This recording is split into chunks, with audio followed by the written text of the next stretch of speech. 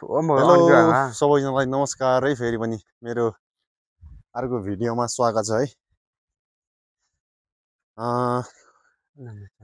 त्यस्तै छ गाउँघरको जिन्दगानी है। गाउँमा त्यस्तो विधि कोही छैन, सो बोरिङ लागेर बस्नु भन्दा चाहिँ हामी दुईजना यहाँ साथमा उत्तम छ, ज्यान नुहाउन जाउँ भनेको। के छ प्लान? एकदम ठीक हो, ज्यान नुहाउन जानुपर्छ हामी। बबाल अब फेरि फोहोर भइयो यार, अब दुई भाइ होइन, ज्यान नुहाउनु पर्ला अब त। यस्तो गर्मी नै भइरहेछ गाउँघरमा, अब कोही छैन है, गाह्रो छ। अब ज्यान नुहाइन्छ अनि पछि यसो खाजा खाइन्छ। यतिकै बसिरहनु भन्दा चाहिँ अब यसो गइदिउँ भनेको। भ्यू छरिसक्यो हाम्रो गाउँतिर चाहिँ, भ्यू चाहिँ यस्तो छ सर, यस्तो छ है भ्यू। हल्का यहाँतिर चाहिँ हल्का बादल लगाइरहेछ। त्यही हो आजको प्लान, त्यस्तो विधि केही छैन। आज चाहिँ म हिजो भर्खर केटिएमबाट आएको, अनि पछि अलि फोहोर जस्तै भइरहेछ कि, अनि धारामा नुहाउन नि कस्तो बोरिङ लाग्छ है। त्यही भएर अब यतापट्टि खोला छ, यतापट्टि खोला छ, अनि पछि त्यहाँ चाहिँ अब दुईजना नुहाइन्छ। उताबाट नि जस रोडहरू बन्दैछ, गाडीको रोडहरू भर्खरै यता सिर्दिवाससम्म आइपुगेको बन्दैछ, बिस्तारै डेभलप हुँदैछ भनौँ न। हरियाली हुँदैछ उतातिर नि, कस्तो आनन्दको छ। तर गाउँमा चाहिँ तर स्टुडेन्टहरू सबै पढाइ सुरु भइसक्यो, अनि यहाँ भएको अलि बच्चाहरू नि स्कुल सुरु भइसकेपछि होस्टेल बस्न जान्छन्। अब उनीहरू सबै आफ्नै पढाइमा, अनि पछि कोही छैन त्यस्तो विधि, 2-4 जना मात्रै छ हामी। त्यही हो गाइज, अब यत्तिकै सेयर गरेको मात्रै हो है। 2-4 मिनट कति हुन्छ हालिदिन्छु यता मिलाएर, इन्जोय गर्नु है। भिडियोमा एउटा नयाँ कुरा के हो भनेदेखि, अब यो अस्ति नै मैले केटिएमबाट आउँदाखेरि एउटा माइक किनेर आएको थिएँ। कसरी युज गर्ने त्यस्तो विधि मलाई नलेजै भएन, यतिकै युज गरिदिएको। के कस्तो सुनिन्छ आवाज है। तर खासै यस्तो गाउँतिर बस्ने बेला चाहिँ युज नगर्दा नि साउन्ड त राम्रै सुनिन्छ। अब बिस्तारै अब भ्लगिङमा नि अलिकति राम्रो गरौँ भन्ने सोच छ। अब कन्टिन्यू नै हाल्नुपर्छ होला केही टाइम पछि, जस बिस्तारै कुराहरू मिल्दैछ। त्यही हो गाइस, त्यस्तो विधि कन्टेन्ट चाहिँ आउँदैन अहिले चाहिँ। जे जस्तो छ त्यही सेयर गरिरह मात्रै हो। राम्रो लाग्यो भने चाहिँ सब्सक्राइब गरिदिनु होला है। सब्सक्राइब गऱ्यो भनेदेखि अलिकति जोस चाँड चाहिँ आउने रहेछ। अहिले त यार त्यस्तो सब्सक्राइबर छैन, त्यस्तो विधि कन्टेन्ट नयाँ कन्टेन्ट आउँदैन। त्यही अलि पछि चाहिँ जस कन्टिन्यू गर्नु पर्ला। गाउँको केटाहरू चाहिँ सब गइसक्यो है विदेशतिर यार, सब गइसक्यो।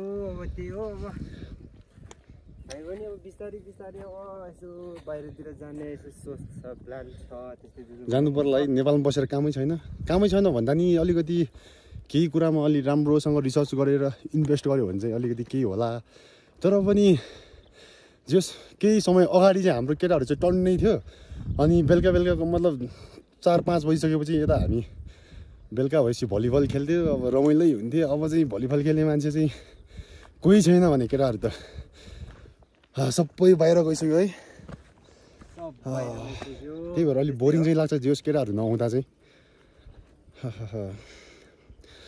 पहिला चाहिँ मतलब हामी के साल अगाडि जोस 6-7 साल अगाडि बल खेल्थ्यो है। बल हुँदैन थियो त्यो बेला, त्यस्तो विधि राम्रो बल हुँदैन थियो, नेट पनि हुँदैन थियो। गाउँ खेल्ने भनेको भलिबल नै हो, अनि बल हुँदैन थियो। जस केटाहरू टन्नै हुन्थ्यो कि जोस। अनि आजकल हेर बल छ, नयाँ नेट छ यार। तर के गर्ने, साथमा केटाहरू छैन, 3-4 जना मात्रै छ है। बिजोग छ। ल के कस्तो लाग्छ कमेन्ट गरिदिनु होला गाई, सपोर्ट गरिदिनु हुन्छ। तपाईँहरूले साथ सपोर्ट दियो भनेदेखि अलिक केही होला। हामीले अब गाउँमा चाहिँ धारा निकालेको, गाउँमा खाने पानी भनेको चाहिँ उता माथिबाट छ। उता माथि चाहिँ ठुलो ट्याङ्की जोइन्छ, त्यहाँबाट चाहिँ पानी सप्लाई गरेर गाउँमा चाहिँ धारामै आउँछ है। तर जो काठमाडौँमा बसेर होइन, काठमाडौँमा चाहिँ बसेर एउटा कुरा मिस गर्ने भनेको चाहिँ तिर्खा लाग्ने बेलामा पानी किन्नुपर्छ यार। गाउँमा त यसरी होइन, धारा ट्याक्क खोल्यो, यसरी पानी खायो पुग्यो कि।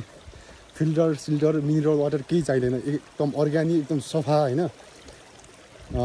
पहिला पुर्खादेखि नै अब त्यस्तै खाँदै आएको त्यस्तै पिउँदै आएको यस्तो अर्ग्यानिक हुन्छ चिसो फ्रिजमा नै हाल्न नपर्ने खालको त्यो चाहिँ एकदम मिस हुन्छ काठमाडौँमा मलाई चाहिँ पर्सनली भन्नुपर्दा चाहिँ त्यही हो कि मलाई चाहिँ एकदम मिस हुने चाहिँ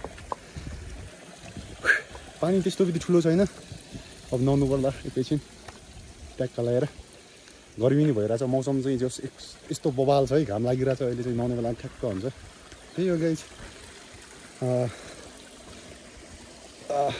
एउटा दुइटा ऐसेलु बाँकी रहेछ यार ऐसेलु खानुपर्ने हुन्छ है यो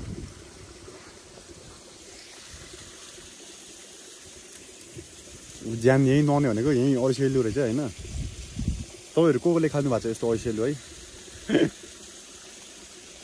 यस्तो मिठो हुन्छ नि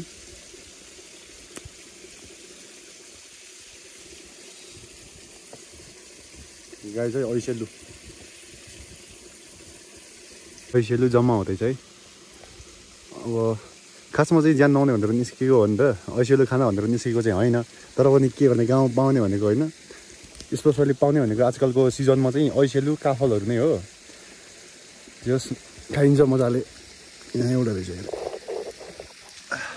ऐसेलु को खानु भएको छ तपाईँहरू यस्तो कमेन्ट गर्नु है यसो ऐसेलु खानुपर्ने हुन्छ यसरी